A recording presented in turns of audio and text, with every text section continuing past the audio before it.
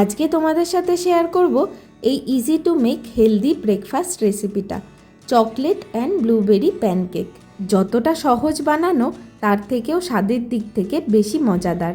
Healthy breakfast option, তাই বাচ্চা থেকে বড় বাড়ির সকলেই একসাথে এনজয় করতে পারবে। উষ্ণ গরম দুধের মধ্যে রোলড ওটস আধ ঘন্টা ধরে ভিজিয়ে রেখেছিলাম।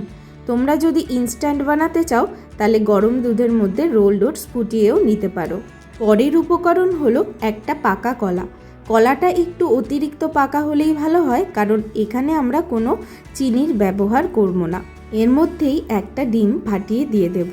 চকলেট প্যানকেক বানানোর জন্য 1 স্কুপ আনসুইটেন্ড র কোকোয়া পাউডার অবশ্যই ব্যবহার করতে হবে।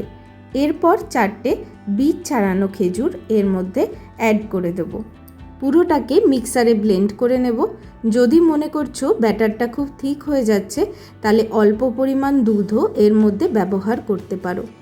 ব্যাটারটা একটা পাত্রে ঢালা হয়ে গেলে কিছু ওয়ালনাট ভালো করে ধুয়ে চপ করে আর কিছু ব্লুবেরিস এই ব্যাটারের মধ্যে আমরা ব্যবহার করব। কোনো চিনি ছাড়া বা ময়দা ছাড়া, কিন্তু খেতে এতটাই সুস্বাদু, যতক্ষণ না তোমরা বানিয়ে খাচ্ছ ততক্ষণ তোমরা এটা স্বাদ উপলব্ধি করতে পারবে না। সব কিছুকে ভালো করে মিশিয়ে নেওয়ার পর তাওয়ায় অল্প একটু ঘি গরম করে ধীরে ধীরে ব্যাটারটাকে দিয়ে দিতে হবে।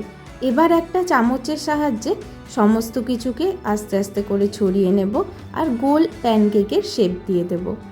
লো টু মিডিয়াম ফ্লেমে ভালো করে এপিট ওপিট সেঁকে নিলেই তৈরি আমাদের blueberry and chocolate pancake with the goodness of walnut. এই প্যানকেকটা বানানোর আরও একটা সুবিধা হলো যে 2-3 দিন তোমরা এটাকে ফ্রিজে স্টোর করে রেখেও খেতে পারবে। বানানো হয়ে গেলে ওপর থেকে অল্প হানি স্প্রেড করে দিতেও পারো, আবার নাও পারো, কারণ চিনি ছাড়াও এটা যথেষ্ট মিষ্টি খেতে হয়। বাচ্চাদের টিফিনে, নিজেদের ব্রেকফাস্টে কি তৈরি করব এখন এত চিন্তাভাবনা ভুলে বানিয়ে ফেলো এই ইয়াম্মি প্যানকেক। আমাদের দেখা হচ্ছে তাহলে পরবর্তী ভিডিওতে আরও একটা হেলদি অ্যান্ড টেস্টি রেসিপির সাথে।